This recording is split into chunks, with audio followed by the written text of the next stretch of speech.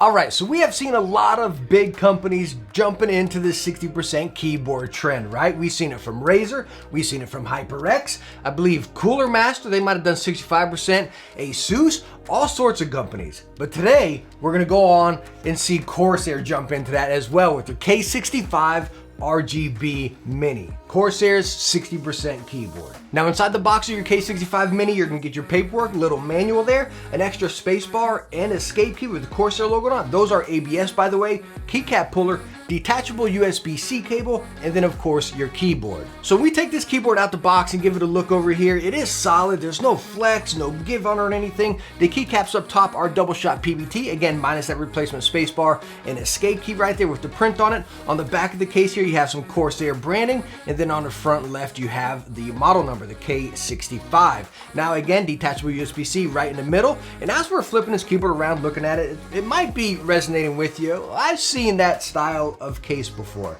And yes, you probably have GK61, you've seen it in and Pro 2. A lot of keyboards like that. This case is very popular. And that's the first thing when I took it out of the box, it took me by surprise because it's not what I usually see from Corsair. In Corsair keyboards, you usually see that metal frame, floating key design, pretty much in all of their boards, right? Or they use plastic frame with that same type of layout right there, you know, that same type of design. So again, this kind of surprised me seeing this type of build for them. Again, it is solid, there's no flex, there's no give, you have a decent amount of weight to it and everything. Underneath the keys, you do have a metal plate where your keys are locked in there. But again, we have seen this case before. So again, it kind of threw me off. It's not like what I would have expected from Corsair. Now the board does also have RGB, and the cool thing about it is you can control all of the RGB and the effects right on the board right here. Function, C, V, and B as far as your different effect right there, which direction you want it to go. Again, you can also control your brightness, everything right on the board. And the cool thing about it, again, if you got an effect or even a solid color set, even if you unplug the board, plug it back in, it's gonna save to that setting you have right there, right on the keyboard. I absolutely love that. But if you want to dive deeper in, get some custom settings or anything, you can dive into the newly released Corsair IQ software, which is pretty cool how they implemented here. You got each product, bam, you dive in there and you can dabble with all that. And again, you got all sorts of other settings from your RGB and then your polling rate. You got that 4,000 polling rate on this guy and then 4,000 key scan. And implemented into, when you get into the software, as you can see right here, you can set it to an 8,000 polling rate. So it kind of throws me off in a box. It says 4,000 polling rate, 4,000 key scan. I don't know if they're combining that. And then in the software, you set it to 8,000 polling rate. Again, I'm a little lost right there. But all in all, again, there's a lot you can adjust right on the software for this board. All right, so I just want to touch on that, what I was just talking about there in the software setting to that 8,000 polling rate. You might be asking yourself, can you notice a difference? Does it make the keyboard faster? You know what I mean? Let me tell you what, I play a lot of fast-paced Call of Duty, or say even if you're working and just typing or whatever. Do you notice a difference from a standard keyboard being around 1,000 polling rate? Me personally, no, I can't. I don't feel like it gives me a competitive edge or anything whenever I'm gaming, or it doesn't make me work faster or anything, you know, like that. So me personally, no, I can't. Now, as far as a mouse, that's a different story. You know, we've been seeing a lot of mice come out with 8K polling rate and everything. Subscribe and hit the bell because I'll have a detailed video coming out on that, and hopefully for the next week or two, and we'll talk more about that there. But as far as the keyboard, nah, me personally, I can't tell the difference. But where we can tell the difference is with the switches. We have Cherry Speed Silver switches right here, one of my all-time favorite, and still to this day, one of my favorite switches I actually use on my main keyboard right there. And they're also the updated Cherry switches, which last up to 100 million key presses right there. Again, I just absolutely love Cherry Silvers.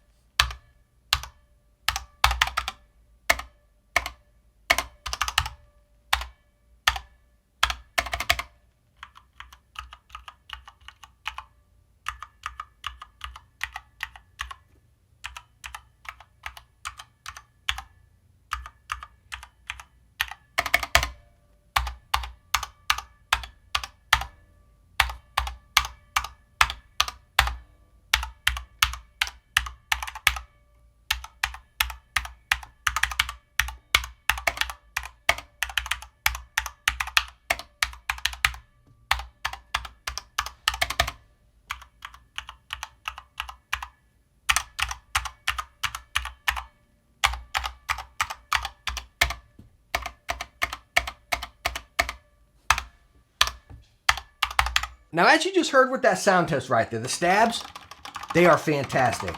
Spacebar, all the stabs sound great, but you probably heard a little bit of a hollow sound, maybe some pinging here and there, right? And that is known with this case. Again, talking about other boards using this case before, and you notice with all those as well. What you have is your keycaps, your keys, your metal plate right down there, and then the case. There's a lot of empty space down in this case right down here. Probably I'd say a little bit less than half right there. So the best way to do it, maybe we'll do a mod video on this like we did with the recent HyperX Origin 60, you know? Now, as you're just looking at the board during the sound test right there, you're spotting these keycaps. Again, very nice double shot PBT keycaps, but you're probably seeing all the prints on them right there. I know some people don't like that on their boards, just like a solid, crisp keycap. Let me tell you what, me personally, on all of my boards, I like the shortcuts on them right there, especially on a 60%. Because again, you're taking away so much of your keyboard right here, almost half of it, you know what I mean? So the shortcuts right here, whether it be for your volume, your arrows, again, your RGB, it's very helpful, and I absolutely love those shortcuts printed right on the keycaps. It makes it a usable 60%, right? So again, also talking about our manual right there, you can see all these shortcuts. Again, I recommend you hang on to this manual, but again, it's still pretty easy because everything's printed right there. You got your function 2, bam, and you have all your shortcuts right at an eye's sight. All right, so all in all, wrapping up the K65 Mini, Corsair's first venture into a 60% mechanical keyboard right here. It has a lot going for it, right? Cherry speed switches, a solid build. Again, maybe if we could reduce some of that hollow sound right there and reduce that ping and tinging, we'll be good to go. But again, it really threw me off guard with this from Corsair. Not necessarily being a 60% keyboard, but again, maybe just a case. I mean, I review and test so many keyboards, so I've seen this case so many times. I seriously probably have about 6 in my closet, you know what I mean? So that's the only thing that really threw me off. What I honestly, hold on. What I would have liked to see from Corsair right here, and I really feel like they could have just like dominated the 60% big market keyboard space, right? The recent K100 from Corsair, yeah, that solid build, right? That solid metal frame that we always see from Corsair. Their new optical switches, their silver optical switches, they are easily the best optical switches on the market in my opinion. They're fast, they're smooth, they just feel solid. You know what I mean? I think they could have implemented something like this. Of course, we got a full size, you know what I mean? But shrink it down, give us that in the 60% format, maybe like keep a volume wheel, something to make it different than other 60% keyboards.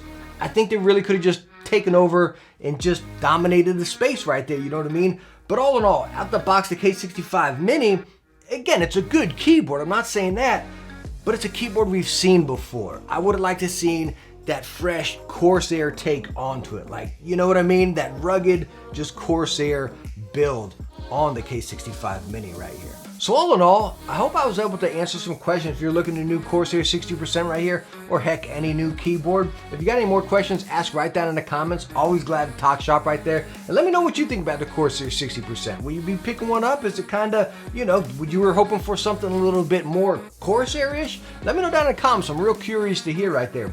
But all in all, thank you so much for stopping by and watching this one. Hope it helped you out. If it did, hit that thumbs up and don't forget to subscribe for some future tech videos. I hope to catch you in the next one. Bye now.